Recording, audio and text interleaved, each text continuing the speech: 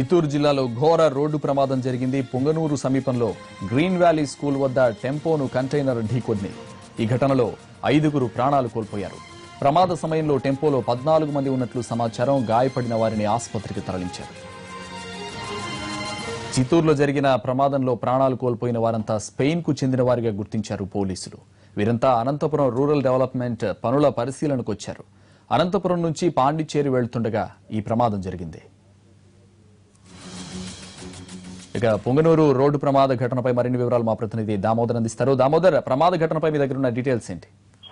సంతోష్, ఈ రోజు ఉదయం 9 గంటల 15 సమయంలో పొంగనూరు సమీపంలో ఉన్న గ్రీన్ వ్యాలీ స్కూల్ వద్ద జరిగిన ఘోర రోడ్డు ప్రమాదం జరిగింది. కంటైనర్ చెన్నై నుంచి వస్తున్న కంటైనర్ టెంపో ట్రావెలర్ ను ఢీకొనడంతో అక్కడికక్కడే 4 మరణించారు. మరణించిన వారంతా స్పెయిన్ దేశానికి చెందిన వారు. వీరు మరొకరి పరిస్థితి ప్రమాదంగా ఉండడంతో వారిని మదనపల్లి ఆసుపత్రికి తరలిస్తుండగా మరొకరు మరణించారు. మరో 9 మంది కూడా తీవ్ర గాయాలు పాలయ్యారు. వారిని కూడా మదనపల్లి ప్రభుత్వ ఆసుపత్రిలో చికిత్సకు తరలించారు. మొత్తం ఈ ప్రమాద ఘటన చాలా డేంజరస్. ఆ ప్రదేశం చాలా ప్రమాదకరమైన మలుపు వద్దనే ఈ ప్రమాదం జరిగింది. గతంలో చాలా సార్లు ఇక్కడ ప్రమాదాలు జరిగాయి. మరణించిన వారంతా అనంతపురంలోని రూరల్ డెవలప్మెంట్ ట్రస్ట్ లో స్వచ్ఛంద సేవకులుగా 6 నెలల పాటు పనిచేయడానికి స్పెయిన్ నుంచి దేశానికి వచ్చారు. స్పెయిన్ దేశానికి చెందిన మాంచో ఫాదర్ ఫెర్రర్ ఈ సంస్థను స్థాపించాడు. అందుకోసం ఆ దేశానికి చెందిన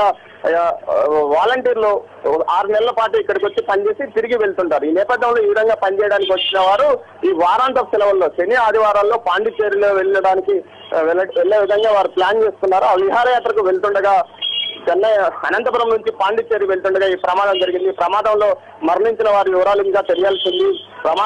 ప్రమాద సంఘటనకు పూర్తిగా కారణం కంటైనర్ డ్రైవర్దేనని చెప్తున్నారు. మొత్తం ఈ వ్యవహారంలో గతంలో కూడా చాలా ప్రమాదకరమైన పరిస్థితులు ఇక్కడ ప్రమాదాలు జరిగినప్పటికీ పూర్తి స్థాయిలో అక్కడ రోడ్డును వెడల్పు చేయకపోవడంతో పాటు డివైడర్లు ఏర్పాటు చేయకపోవడం వల్లనే ఈ ప్రమాదం జరిగిందని స్థానికులు అంటున్నారు. ఒక్కసారిగా ఈ ప్రమాదం జరగడంతో అనంతపురంలోనే ఆర్డీటీ కార్యాలయంలో స్తబ్దత నెలకొందని చెప్పవచ్చు. ముఖ్యంగా అనంతపురం జిల్లాకు ఎంతో వరప్రదాయంగా ఉన్న ఆ రూరల్ డెవలప్మెంట్ ట్రస్ట్ ద్వారా అనేక కార్యక్రమాలు జరుగుతుంటాయి. ఈ నేపథ్యంలో అక్కడి నుంచి వచ్చిన వారు విదేశాల నుంచి ఫండింగ్ ఇవ్వడమే కాకుండా పూర్తి స్థాయిలో వారు వచ్చి ఇక్కడ కళాశాలల్లోనూ ఆసుపత్రుల్లోనూ ఉచితంగా పనిచేస్తున్న నేపథ్యంలో వైద్యులు, ఉపాధ్యాయులు, అదేవిధంగా క్రీడా శిక్షకులు కూడా ఉంటారు.